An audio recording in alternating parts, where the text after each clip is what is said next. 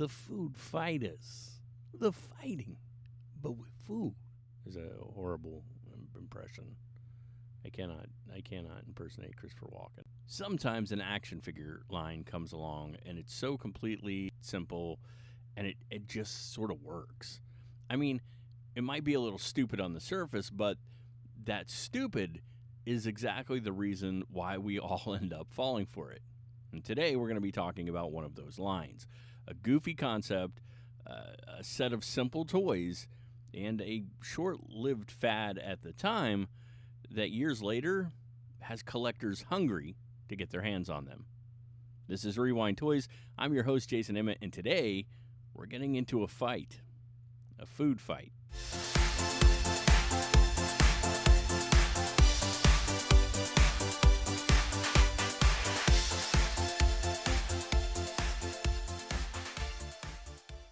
(1988), and yes, once again, we're hopping into the land of anthropomorphic. Only this time it isn't the animal kingdom, but the food kingdom. Is the food kingdom a thing? I feel like it's a thing. It might be. So here is the concept. Two warring factions of food.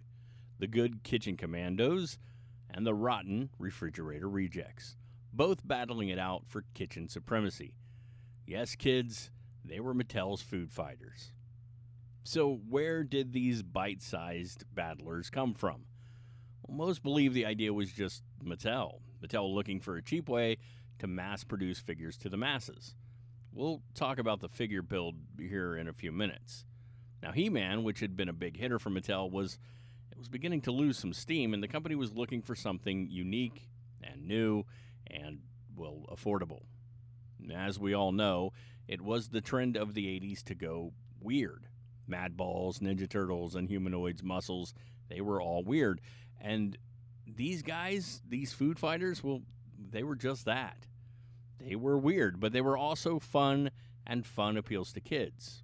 Just take a look at their tagline. Combat at its kookiest. Now, try as I might, and trust me, I really did try, I was not able to pin down a specific designer, and it mostly appears this was like a committee decision. I could be wrong, though, and if you guys know better than me, please let us know in the comments. So I vividly remember the commercial for these guys, especially the stop-motion animation bits, and that's saying a lot because Food Fighters never had a cartoon series, although one would have been kind of cool, I think. Nope, their backstory came from their food freshness file card, included with each character. Say that one 5 times. I had to record that bit 3. Now, the food freshness file card could be found on the back of their packaging, and those cards would give you details on strengths, weaknesses, and origin. Although I'm guessing a burger, we all know where burgers come from. So the food fighters were made of cheap, hollow vinyl, and almost everyone compares them to a dog squeaky toy, which is apt. It wasn't how solid they were that made these cool, though. It was what they looked like.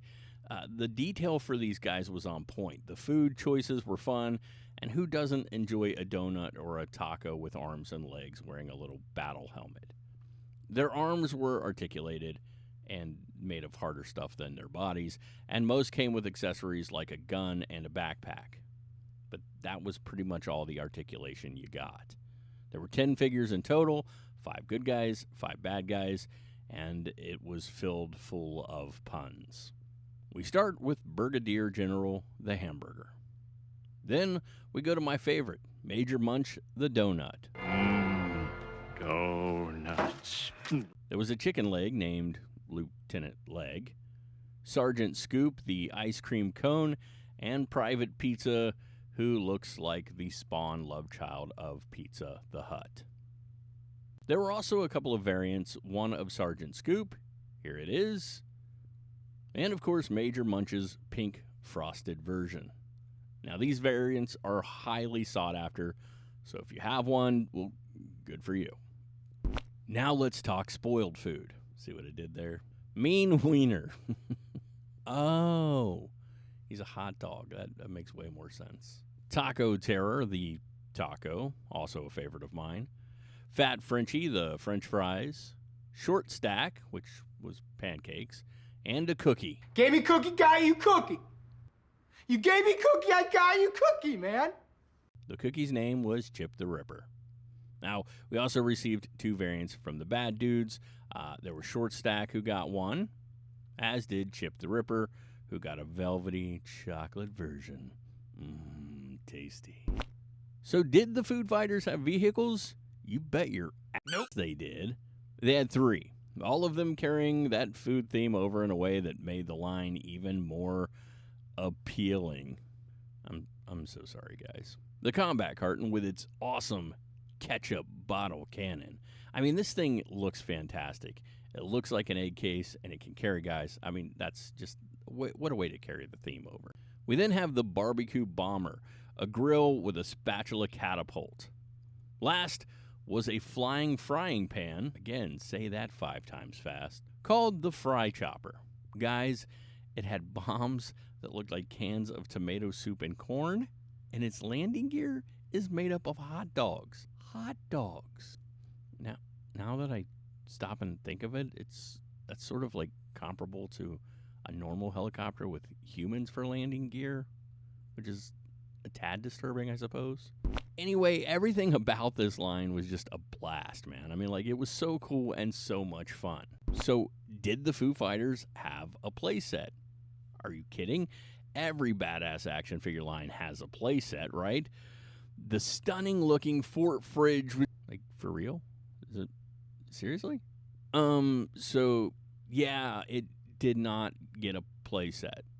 I mean, it was supposed to get a playset. They designed Fort Fridge, and we saw production stills of Fort Fridge, but unfortunately, the line was tossed into the disposal before the playset ever made it out to market. Now, I have seen where people have recreated and made their own version of Fort Fridge, but unfortunately, we never received one from Mattel.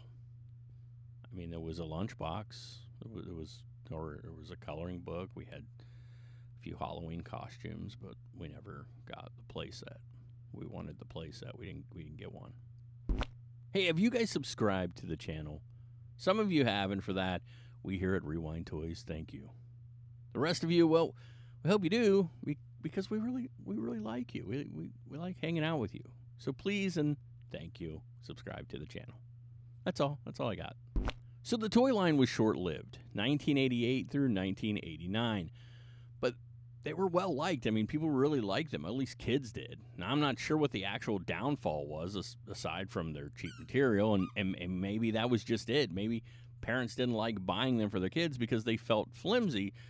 And at the time, again, late 80s, early 90s, we're talking about parents who didn't understand that kids were starting to get into collectability, not just playing. Like, I was already getting to the point that I started collecting, and I had friends that were literally keeping things on card. I thought they were nuts at the time, and now I'm like, why didn't I do that?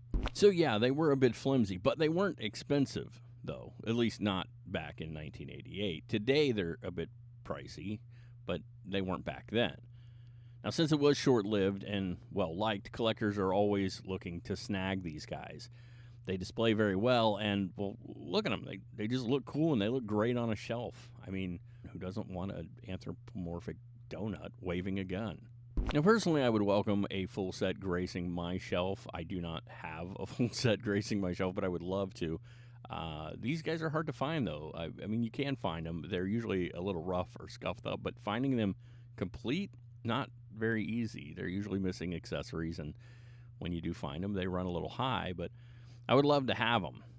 Let me know. Let me hear from my food fighter collectors out there. How many of you have a set or are collecting the sets right now? Drop it down in the comments. Share your memories and whatnot down below. And remember, when it comes to kooky collectibles like food fighters, well, the hunt, that really is half the fun.